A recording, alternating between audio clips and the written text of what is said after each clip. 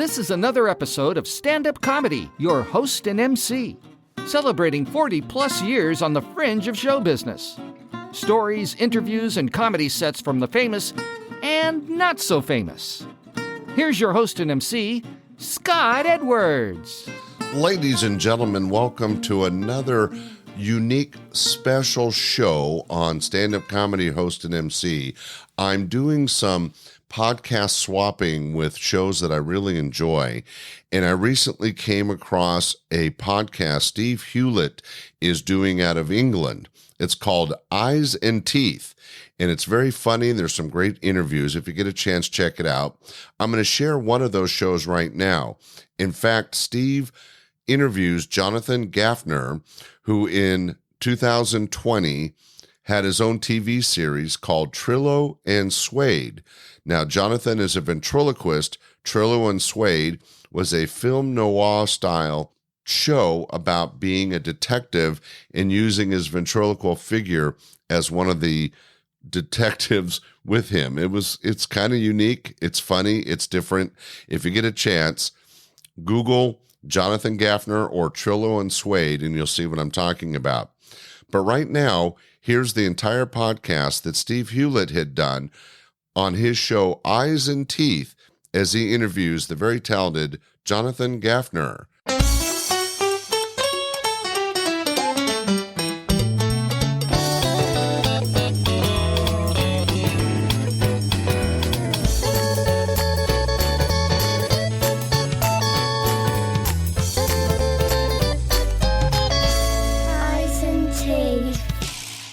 Welcome to Eyes and Teeth. Jonathan Geffner and I became acquainted over the interweb in the past 2 years. Ventriloquists, as far as I know, are a group of people who share ideas. We enjoy each other's work. We share each other's work.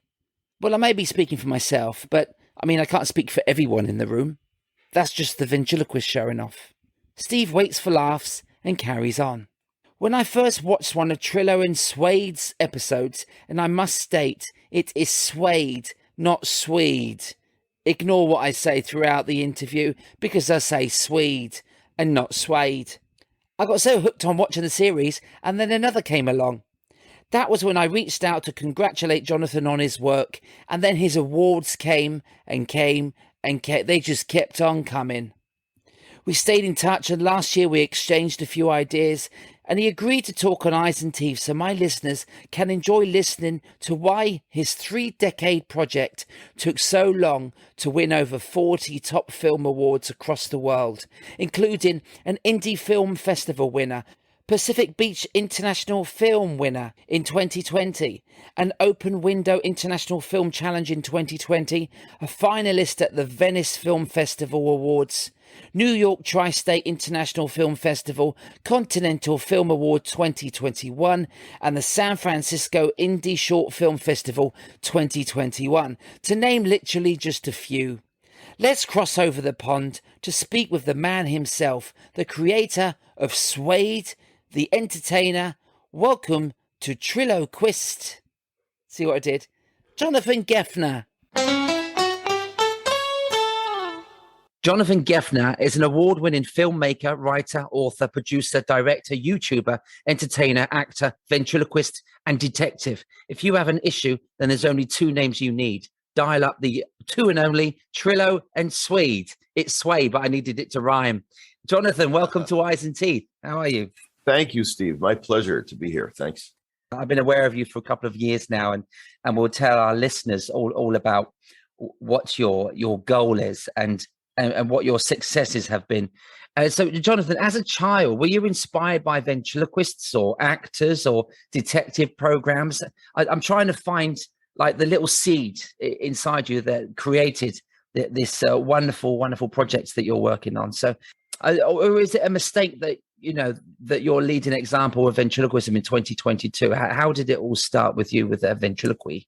Yeah, it was sort of different sources of inspiration that came together a little later in life, unexpectedly, because I only became a ventriloquist as a young adult, not as a child or a teenager.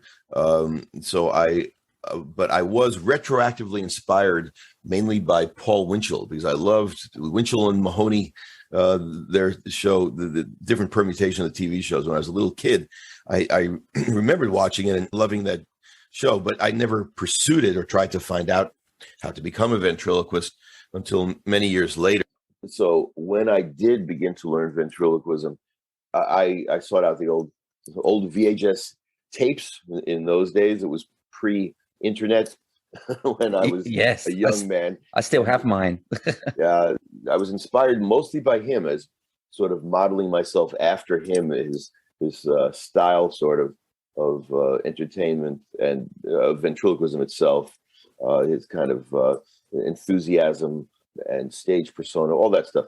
I watched all the ventriloquists I could, both live performances here in New York City. Luckily, I was a New Yorker, so there were lots of ventriloquists performing in all kinds of clubs, comedy clubs, and other venues. So I sought them out as much as I could. But Paul Winchell was my main inspiration.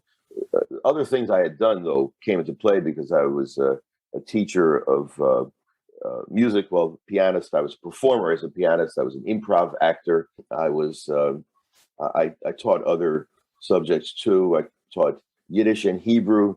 I was a director of a small supplementary Jewish school, so I was used to teaching kids, and that's why I became primarily a kids performer to start with, because I sort of tried out my ventriloquism as I was learning it, my puppets on the kids in the school. Oh, wow. Perfect platform. Yeah. Right. Then I also branched out into some adult entertaining too, into comedy club open mics and things. But I quickly decided that I prefer to focus on kids and family venues. So that was my direction for most of my career. Okay. I think I'm primarily the same, actually. I prefer the family audiences. I don't do the children's shows, but I can do adults, but I prefer the family, when the whole family is sat together. I did a theater the other night, and it's rewarding when they come to see you and the grandparents are with the grandchildren and everyone else in between. It's wonderful to have them all laughing together, isn't it, with what you do? That's exactly how I feel. I love to be able to do humor on different levels simultaneously. It's a fun challenge, and it's very satisfying. It's gratifying, right? To be able to entertain a wide range of ages at the same time, to know that certain elements of what I'm doing is being appreciated on different levels simultaneously. Love the fact that you talk about teaching the music, teaching the Yiddish, entertaining the children, learning ventriloquism, and you do ventriloquism masterclasses as well. But all of this that you've done in your like teaching and everything really has become Jonathan Geffner, the performer, because everything that you used to teach is within your act, isn't it? It's stuff that you do to go out and earn your living, really, as a performer. And so you're playing the piano, and we'll get to the piano in the Cassanois project. I loved you playing the piano in that last project. And so it's so nice. You are multi-talented, but you can do not only all these audiences, but you say you prefer the younger crowds rather than the adult content. Yeah, I prefer that to the exclusively adult. So I enjoy performing for kids, but actually having been primarily a kids performer for many years, I was feeling a little frustrated, a little stilted, because although I really enjoy that and I have a good rapport with kids and, knowing what makes them laugh and kind of thing, but I did yearn for being able to expand a bit and not being as limited. And that's why I had this idea of Trillo and Suede, the concept of the detective duo, ventriloquist and his wooden partner. That was back, let's say about over 25 years ago, when I first came up with the concept and started exploring and figuring out ways to do this, trying to shoot movie scripts that I wrote and all that stuff. But the catalyst for that was that I really wanted that to be an adult focus, because I did feel like that was kind of missing. Family shows are my preference to even doing kids, similar to what I think you felt or you feel, is that because then I can do some of the adult humor, but I did feel a bit restricted, and I felt like, well, now it's time. I really do want to feel like I can just do anything that's in my head, and so that goes to the adult humor end of it. So that's why I gear Trillo and Suede to an adult audience. But so far, it's not adult in the sense of a lot of foul language and stuff. So that doesn't interest me. So it's still something that young people, I think, will enjoy, and even kids. But the humor itself is adult level. Yes, yeah, it's more for the adults to understand rather than, but it's very visual as well, because you added more characters in the latest series, which we will get onto. I'm really interested as well in your Jewish humor. I mean, you're fluent in Yiddish and Hebrew, and bar and bat mitzvahs. I've performed probably 2 a year. I do of these. I get a call to go to London and do, and there's no money spared, is there? Everything goes on these wonderful parties that they put on to celebrate, the Passovers, and it's so popular around London. And I love doing the events. The people are gorgeous. The food is amazing at a bar mitzvah or a bat mitzvah. Just incredible. I love the events when I do get to go, but I do struggle with the bar mitzvahs, the bat mitzvahs. I do struggle with my material. It doesn't come across. And then, do you have any advice for somebody who wants to come into the Jewish community and just make them laugh? And it's not, for me, it's not easy because I come from a different background, but I'd love to be able to go in there and have the whole room laughing rather than just staring at me. What am I doing wrong, Jonathan? Well, I don't think you're doing anything wrong, but we all draw upon our experiences and our backgrounds. So it's everybody has that issue, I think, depending on what kind of event they're doing and what their own background is. So for me, it's kind of the reverse, because I have a very Jewish background. I'm actually not religious. I'm not religiously observant at all, but sure. I have I'm very knowledgeable and enmeshed in Jewish languages in particular, and history, and that's always been fascinating and part of an identity search when I was younger, especially wanting to connect with my ancestors, that kind of thing. So that's my angle for why I really studied that intensely, and became fluent in Yiddish and fairly fluent in Hebrew, all that stuff. So that's very much a part of my background, and I use it. It's a very natural thing. When I perform for Jewish audiences, I just draw upon that as a natural thing. It's easy for me to do that. And I have the opposite problem when I perform for non-Jewish audiences, or specifically if it's a religious event, Christmas and things like that. Okay. So then it's like, okay, I have to remind myself, don't do your Jewish stuff as I'm performing. Don't do those Jewish jokes. The Jewish characters, the Yiddish references, Hebrew references. So I see. So it's complete opposite, really, to what I'm worried about. The other end of the spectrum. Yeah, right. So I mean, maybe I imagine it might be a bit easier for me because being Jewish is a minority culture. I mean, even here in New York, New York is the biggest Jewish center outside of Israel as far as population, but it's still a minority. And, the broader culture of the United States is mainly Christian, of course, as is most of the Western world. So I guess I'm more familiar with, Christian holidays and sensibilities and things like that. So maybe it's not as much of a challenge as I imagine, being unfamiliar with Jewish things, and you're suddenly in that environment, you're thinking, oh, what are they going to laugh at? I understand where that might be a challenge. So aside from just, trying to binge learn some things about Jewish history, put in some references here and there of Jewish characters from history and Jewish expressions, that will, I think, sort of ingratiate yourself with the audience as much as you can do that.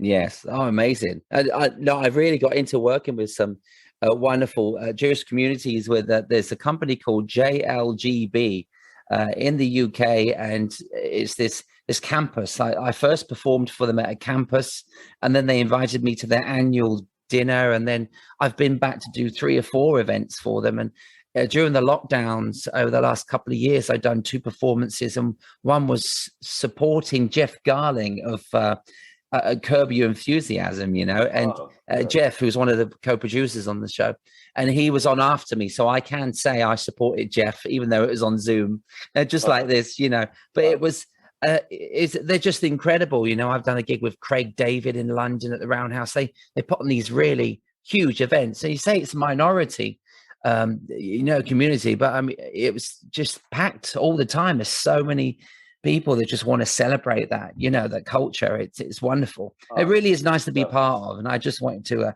let you know that I love the culture and the food, always the food. It's great. Ice and Teeth. Being a minority, I'm sure you know, that Jews have been very disproportionately involved in the entertainment industry, right? So that it always seems like there's a huge number of Jews, because there are in entertainment in various capacities, right?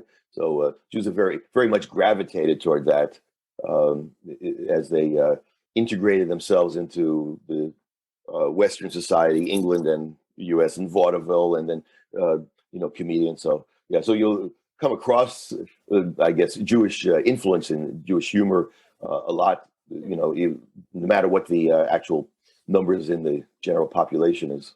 Yeah. And I must say, we miss Jackie Mason tremendously. He was a wonderful master of words, wasn't he? And that's amazing. And for the children's shows that you do, you've been sponsored by the New York City Board of Education. Can you tell me a bit about your work in the schools and the educational award-winning shows that you've put on and written over the years? Well, as I mentioned, my first efforts at performing ventriloquism was because I was the director of a small Yiddish school. Actually, that's kind of unusual too, because Hebrew is the main Jewish language these days. It's the official language of Israel. It's the ancient Jewish language that was revived when modern Israel was recreated in 1948, and so that became the official language. Yiddish is a dying Jewish language, European Jewish language, and but I have done my part to try to keep it revived. There are small numbers of people who are trying to revive it.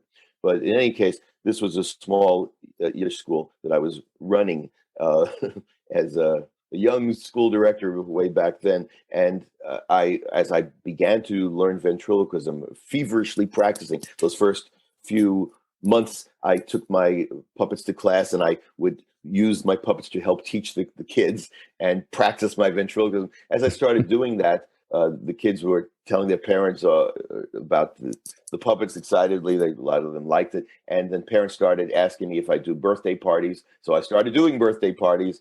And that's how I got into a side job as a ventriloquist, which quickly, within a year or so, became my main job, my main career. But I also was thinking even back then, well, I don't want to limit myself to doing Jewish audiences. I want to be able to have a bigger clientele. So I applied to the New York City Board of Ed because I was researching where else can I perform and how to get into those venues. And I heard from other entertainers as I began to meet them that the Board of Ed in New York City was hiring entertainers to do educational shows. If you fit certain criteria of things you're teaching in the shows. So I found out what those criteria were, and I auditioned. They actually, in those days, they had a committee that you can arrange to audition with a sample of your act. So I quickly, wrote a little act. Wow. The first one was an anti-drug show, because that was very big in those days to try to teach against substance abuse,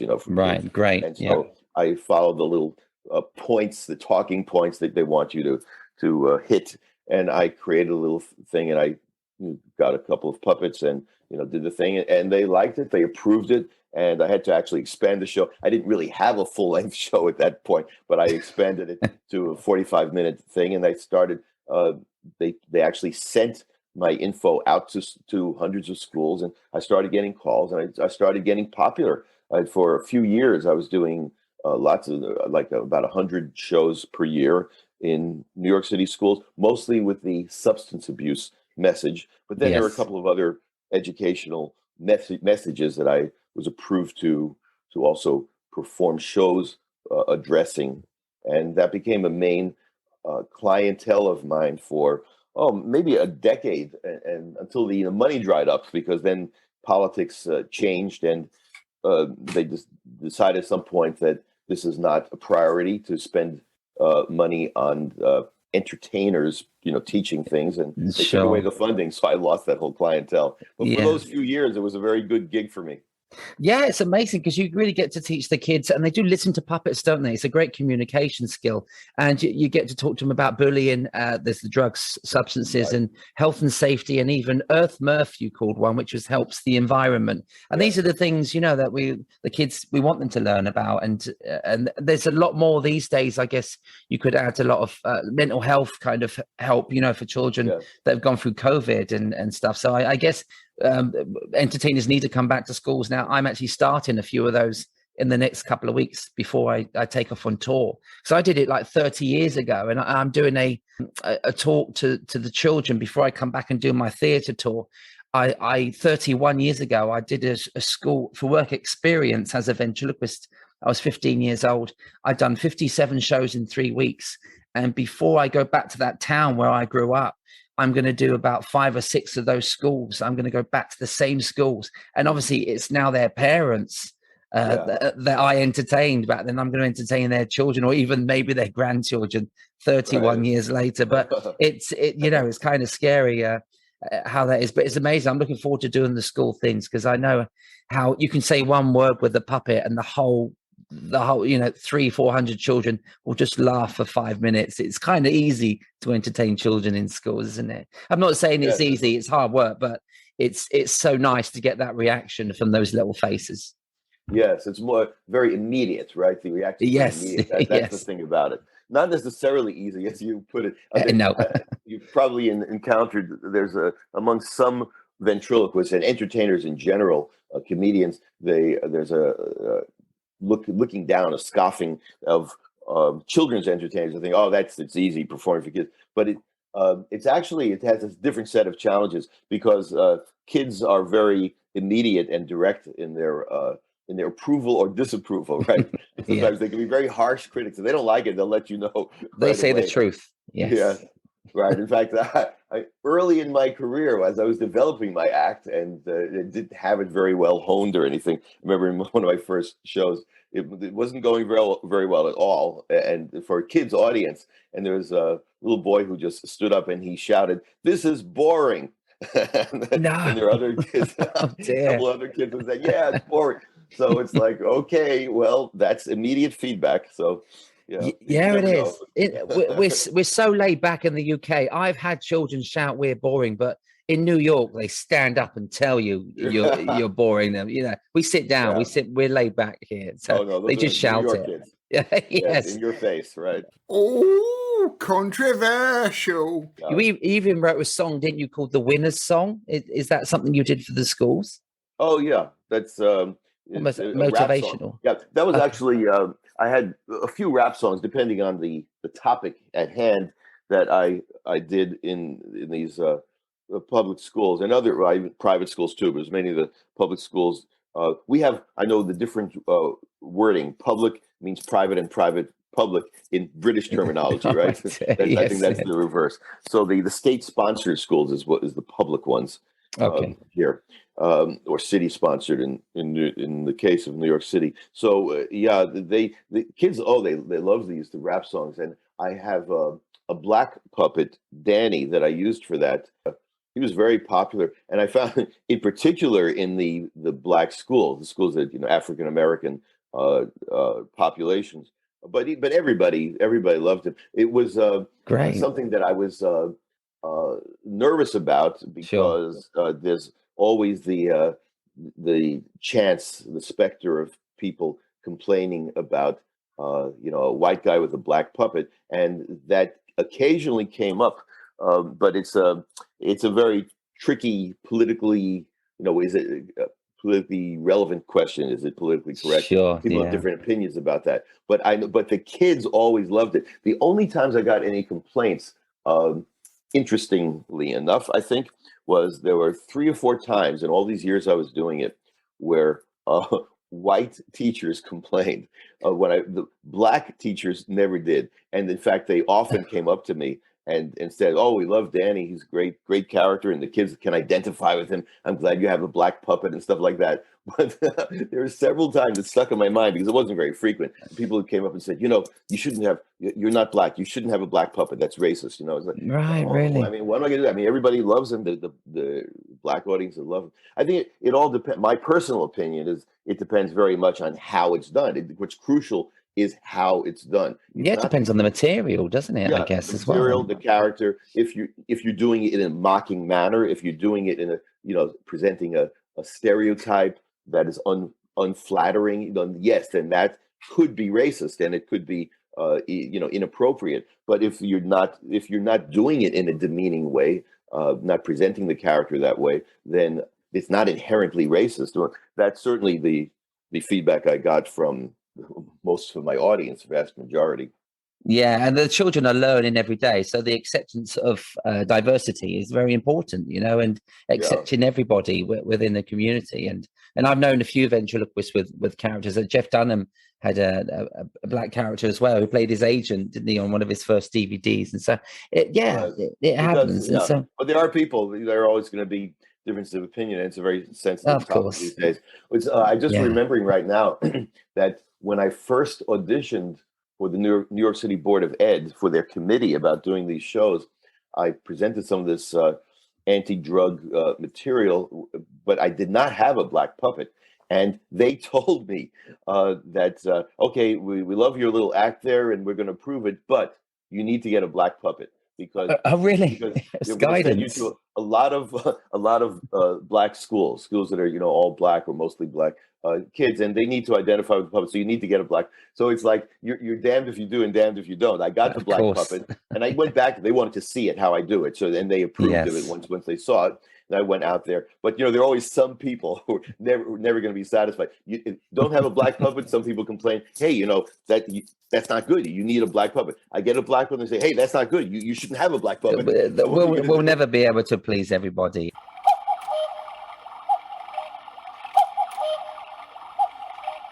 But I'd like to talk about you write so much as well. You're writing great content, and you wrote a book. Is it a book that you wrote? Is it While the Village Sleeps? Yes, While the Village Sleeps. Actually, that was a novelization of a movie script, a screenplay that I wrote many years ago. I wrote several screenplays, 5 of them, for my detective characters, Trillo and Suede. This was very early days, Trillo and Suede, yeah. Yes, because I started, the concept, I was probably about 1995. So we're going on, nearly 30 years, 27 years ago. Wow. I wrote the several screenplays over those years, trying to get them produced, almost getting them produced, one or another of them, many times. That could be stories in themselves about how I had these near misses, almost getting funding from different movie producers or companies, and the funding always falling through, deals always falling through. So I never got to produce any of these feature films but I eventually had a stack. I do have a stack of these screenplays, but one of them, the most recent one that I wrote, is While the Village Sleeps.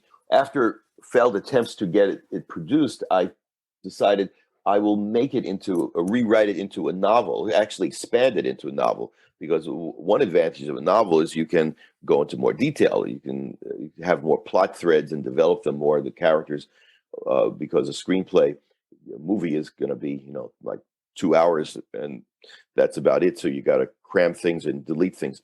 But I did the other way, since I wrote the screenplay first. So I expanded it into a novel, and I self-published it as an ebook. So it's out there. Okay, great. Amazon, on Kindle. People can still download it for I think it's listed now for only 99 cents. So it's almost free. You just Nice. you can enjoy it. I think it works very well as a novel. As I said, I was able to expand it and make it more in-depth characters and so forth. So, that was kind of nice to at least have that out there. Some people can enjoy that, but still, the main dream still is to get that screenplay produced, because that's how I envision it to actually be on the screen. Amazing. And is this linked at all to Oxford Park? Was that the first video that you did make? Is that the first little film that you made? Yes. In 2005, I did produce this. The Trillo Suede film I was able to produce during those years is a short film. It's 15-minute runtime. Oxford Park, which I shot in England, in some little hamlet whose name I forgot, but it was, it's outside of, I guess far outside of London. It was actually not far from Farnham, so that's the wow. You know where Farnham is, probably. Yeah, I mean, that's not far from where I was born, Jonathan. So I was 20 miles from Farnham, Surrey. Yeah, right. I was born in Hampshire, but yeah.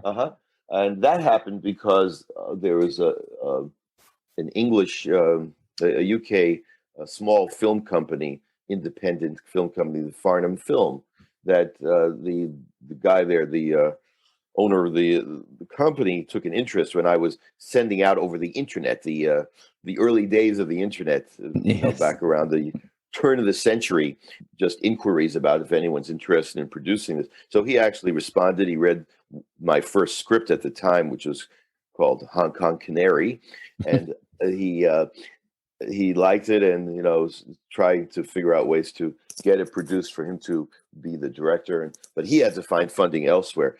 So that did not pan out. Another these near misses I alluded to were a lot through his efforts in those days. For example, Sky TV. I got a lovely rejection letter from them. The director of development praised very highly this early script and my whole concept, but said it doesn't fit exactly with the direction we're going in at Sky TV. So we wish you luck. But meanwhile, she said, "Oh, it would be great someplace else." I never found that someplace else, but I did find Farnham Company that they did produce this short film, Oxford Park, which we shot in 2 days. And there was, as I said, 2005. While the Village Sleeps is similar. It was kind of, Oxford Park was the early version of it and compressed version of it. Yes. But While the Village Sleeps is the more expanded version of Oxford Park. Oxford Park, it was a parody of Gosford Park, is it? Gosford Park. Yes. Oh, I see. That was amazing. That's the reference. Yeah, it's a mythical town. Oh, conversational. You really stood out for me a couple of years ago when I discovered this venture that you're in now. We've had the stand-up ventriloquists, we've had Jeff Dunham, and the singing ventriloquist with Darcy Lynn and Terry Fater, the legendary top-class performers of Ron Lucas and Jay Johnson. And there are a new generation of TikTok ventriloquists out now, the younger generation doing a bit of vent. And but I've never seen the Vent Detective until you came along. So to me, and other fans of your show, this was new, but it has been like literally 20, 30 years in the making. So now you've got to this point of recording season 1 and season 2 and other little gems. How did you get to season 1? Because you tried to get the producers and you've had to self-produce, self-fund, and you've worked so hard to get to this point, Jonathan. And I've watched this little journey, and I'm pleased, to share your work, because what you've worked hard to get to this point. Yes, thank you. So, it was a couple of years ago that it finally dawned on me that nothing is probably ever going to happen. The years ticking by, and I'm not getting younger, and I don't know how many more years I have left to keep plugging away, trying to find a way to get this produced. Actually, I had given up on it for, I don't know, like a decade. I pretty much stopped even trying. I just figured, okay, I'll never get a Trillo Suede movie produced. And, I just focused on other things in my life. A lot of other stuff was going on, both personally and professionally. I was focused on doing live shows of various sorts. And so I figured that Trillo Suede, just sadly, is not going to happen.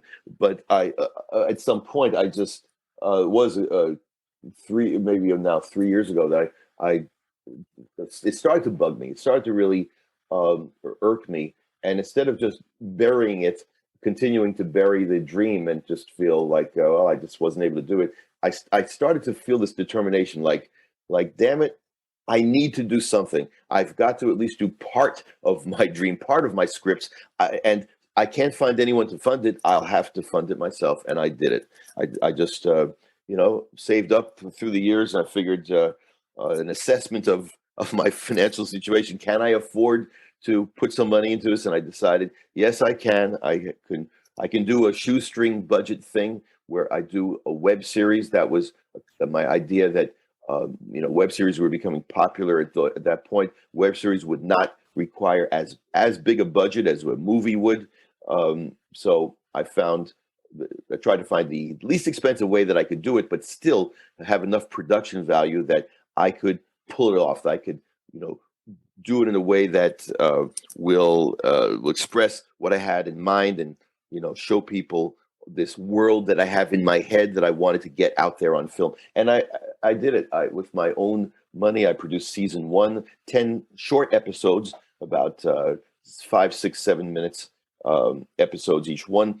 And then I just got it out there and put it into film festivals around the world. I won all kinds of awards, 43 awards at last count, for best web series and best comedy and a few other things. One of the festival gave me best film noir, which really was pleasing to me, amusing me at the same time, because it's a film noir parody. It's not an actual film noir. I parody film noir, and yet they gave me the award for best film noir. So I particularly enjoyed getting that one. Encouraging. And yeah, so the fan base is still a little dormant. So I was hoping I would get more of a buzz and build up the fan base enough to help attract big companies to get either one of my films produced, or a Netflix series or Hulu or something like that. But it did not happen at this point. Still, I do not have a big enough fan base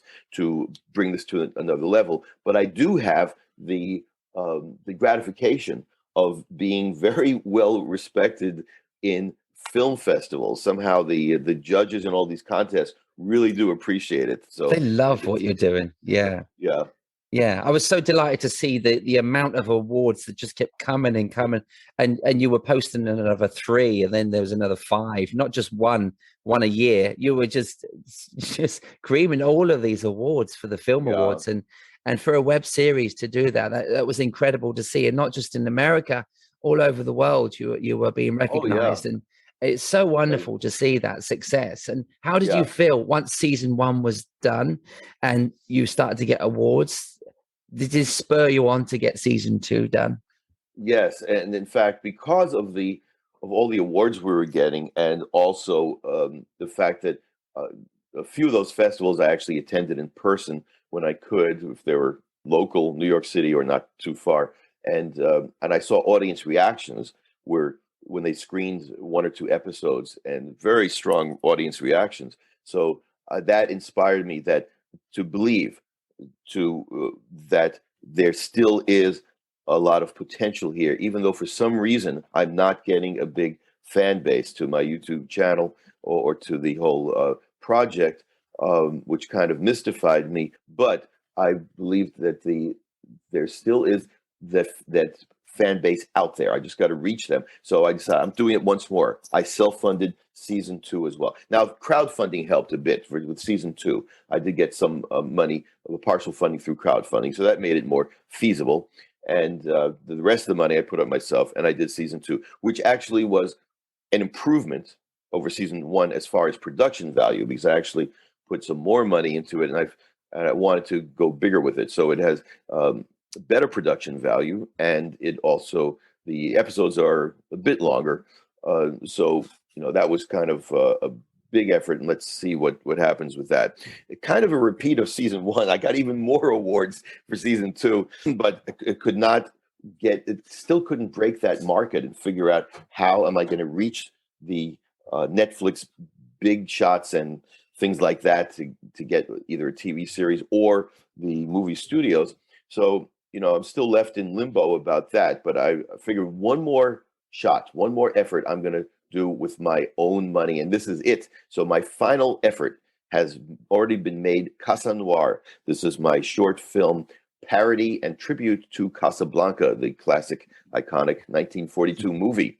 And that has even better production value. I think that I'm very happy with how it's turned out, very pleased with how it was shot and edited. And now I just started sending it to film festivals around the world. This time, though, my strategy is a bit different. This time, I did not put it on YouTube, and I'm not going to, because I'm sending it only to the very biggest film festivals. My goal here is not to accumulate awards. I've got all the awards I could use from the web series, so I don't care about awards anymore. But I want to only get into the very biggest festivals and hopefully win some of those festivals. So that would certainly put me in a much better spot to get that worldwide recognition that I need to find the funding to get big things done. My feature film shot or a series on one of these big channels, things like that. So that's my, I guess, last big effort with Trillo and Suede that hopefully will pay off soon. We really do hope that it does. It's amazing. I know publicity and getting it out there is key, but with the internet swamped with the last 2 years, obviously swamped so much since the pandemic, everyone was online. So this makes it harder for you to get noticed because everyone's, cramming the whole of the internet with movies or ideas and videos, TikTok, every podcasts, which I'm doing now. So it's kind of difficult to get it out there. And I found it interesting, and I'd love to get your true thoughts on this. Now, I mentioned to you last year, maybe America's Got Talent could be a window, and true to your heart, you just say AGT is not right for you to do. It's not an avenue you want to go down. You just hold your hands up and say it's just not right for you. But although because I'd done Britain's Got Talent, I knew it was going to be a stepping stone because it's the variety based, but Casamwa, Trillo and Suede is your passion, and you don't feel that is right for the avenue you want to go down.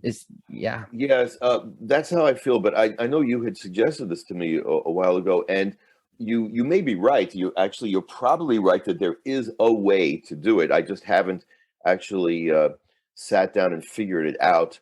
But there may be a way of developing a little act that would work on AGT. So far, I guess my discomfort level has with how to approach it has stopped me from actually trying to figure that out, because I would have to do it in some different way, which I'm not sure how. It doesn't immediately lend itself to it. AGT, all these Got Talent things are geared to Las Vegas style acts. That's what they're looking for. Sure. They love the singing ventriloquist, obviously, because that fits very nicely. Or if it's not singing, it's got to be some other kind of an angle that would work on a Vegas stage or the equivalent, right? So, and I don't have that kind of act at all normally. And Trillo and Suede also is certainly not that kind of act. But as you say, there might be a way to do it that I haven't figured out to, modify it that it would work in that venue and still get me that notoriety. Maybe. I've just, even though we've been talking about this for at least a year now, Jonathan, I've just in the last 3 minutes had an idea that may work for you. I'll email you after this chat, but I hope this is something you could think about, because it may be possible. But I mean, publicity-wise, you've gone on ABC News, late night NBC News, 12 Long Island, so they know of Trillo and Suede, and they're aware of you. Sorry, Trillo and Suede. Suede. Yes. It's Swede, not Suede. I said Suede, didn't I? My wife corrected me there. So. Oh, okay. Well, Thanks. Different pronunciation is acceptable. If it's just Trillo and Suede. Yeah, because we eat sweet here with our roast dinners. So, I was trying to get away from that. So I mean, you've put your publicity out there, haven't you? So you've worked hard to get it as far as possible, and now you're tried. And I love the idea of you not putting Casamwa out there. You sent me a link.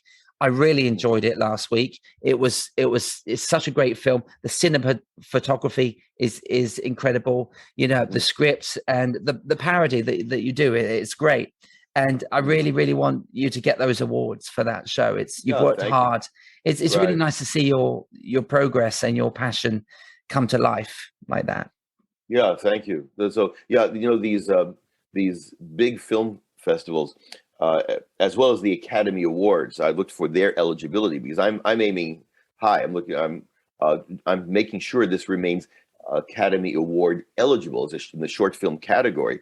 Great. So I hope that I'll actually get nominated for Casa Noir. So I have to follow the rules. One of those rules are to keep it off the internet. If you make it publicly available on the internet, it will be disqualified from Okay. these venues. So Right. that's why the public is not going to watch it. I mean, that strategy didn't work for my ultimate goal, as far as going really big with it. So this time you cannot see, but the public can still see the entire web series. That is still free for everyone to enjoy on my YouTube channel. So that is remaining up there. But the Casa Noir, people are going to have to wait until this whole film festival cycle plays out in the next year or two, and we'll see what happens. Definitely. It's the creme de la creme, isn't it? It's that people have to watch the first 2 web series to go, I need to watch Casa Noir. How do I do this now? And then you wait for the Academy Awards to be over, and then it will be out there for you to buy on Netflix. Right. Or also another way to see it on the big screen.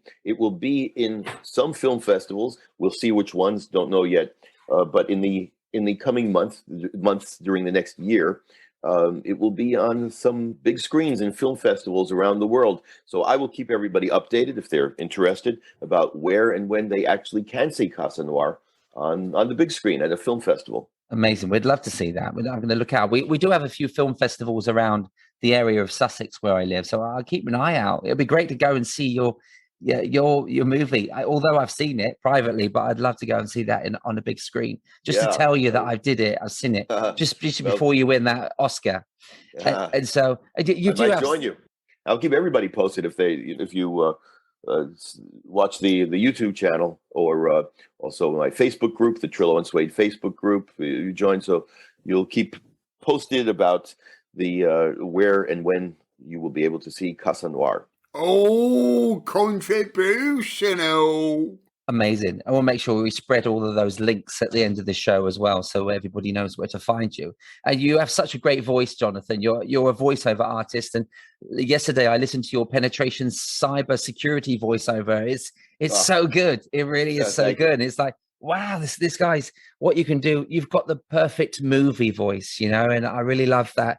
And obviously, Swede has got this complete contrast to your voice, and that. How are you doing, both of these voices? Because your voice is almost the characterization, in itself. But then you're putting this other character on as well, and you differentiate between the two. You can do that. You're great at your voices, and so. Well, I appreciate that. Especially, I'm honored coming from you because you are a great ventriloquist, and you are wonderful with your voices and your characters, really bringing them to life. So I'm honored for you to appreciate what I do. No, I do appreciate it. I know you work hard at what you do as well, and you have daughters around. They rallied round to help you during this time. What do they think of Daddy? Doing what you do, and have they loved what you do? Yeah, well, they became, I guess, sort of blasé about it. I don't know about your experience. You have kids that are a lot younger. But 5 and 10. Yeah. Yeah, my 2 daughters are in their 20s. One graduated college a couple of years ago.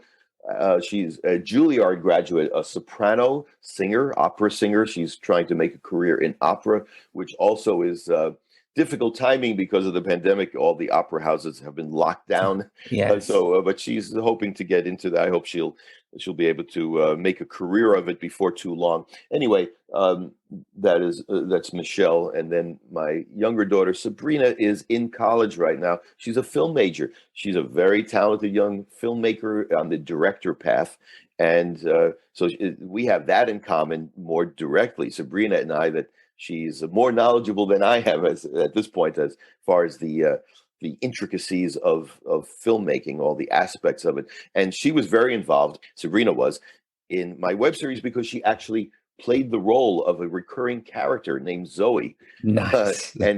So she appears in many episodes of that web series, in addition to being an assistant puppeteer. Sometimes when I needed someone to do a puppet that I couldn't operate physically because of the proximity, kind of thing. She's the main puppeteer. When you see a puppet moving and I'm not moving it, it was Sabrina doing it. Oh, Sabrina did that. Oh, amazing. Yeah. So that's very gratifying that Sabrina and I in particular have this connection, and she's very involved in Trillo Suede, including in Casa Noir, the short movie, which is now just being released to film festivals worldwide. Sabrina was the assistant director on that film, and she also was the assistant puppeteer, and she also did a voiceover. She did a voice of a telephone operator, so she had much involvement in shooting Casa Noir.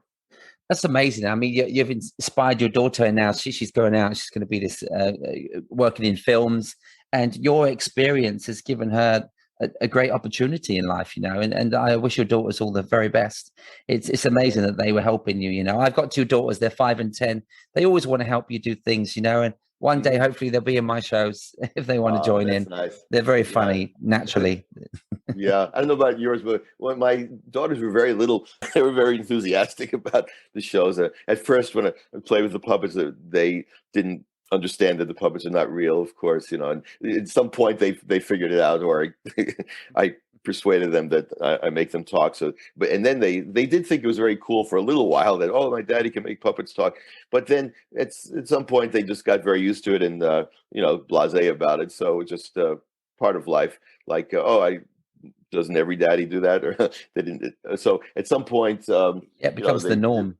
There was norm. It wasn't a big deal to them anymore. But I mean, I think they both still respect what I do, and Michelle as well. But Michelle is not as directly involved because she's into her own things now at a different stage of life. Yes. Sabrina is very directly involved because she's now a filmmaker and involved in my projects directly.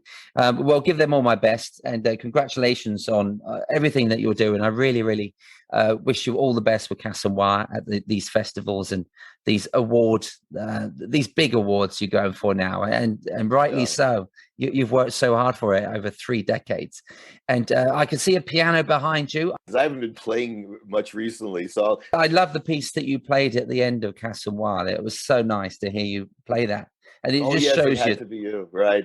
Luckily, it's public domain, so I didn't have to pay royalties to be able to use that to play that song. But I love that the repertoire. I love the old jazz standards. I'm basically a classical pianist. That's my main love is classical music. But I also do love old jazz standards, so I enjoy playing them as well. Amazing. It was a really nice touch, really nice part of the movie as well.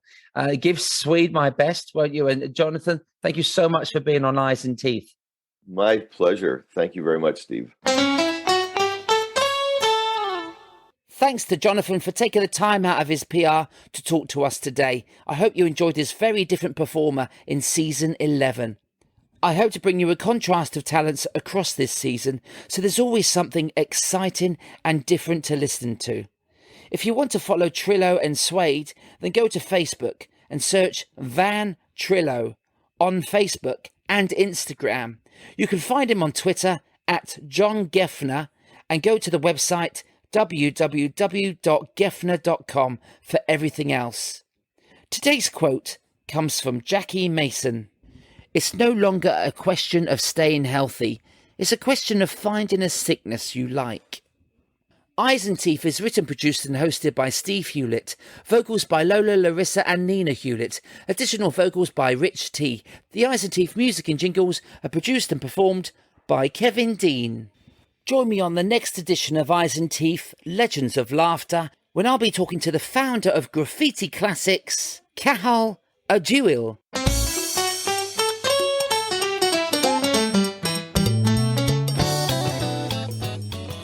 Hey, I hope you enjoyed that special shared podcast of Eyes and Teeth by Steve Hewlett. Don't forget, this Sunday, another great episode of Stand-Up Comedy, host and MC. We sure appreciate you listening. Be sure to tell your friends and family, share it where you can, and rate it when you can. Thanks for listening. We'll see you Sunday. Bye. We hope you enjoyed this episode of Stand-Up Comedy, your host and MC. For information on the show, merchandise, and our sponsors, or to send comments to Scott, visit our website at www.standupyourhostandmc.com. Look for more episodes soon and enjoy the world of stand-up comedy. Visit a comedy showroom near you.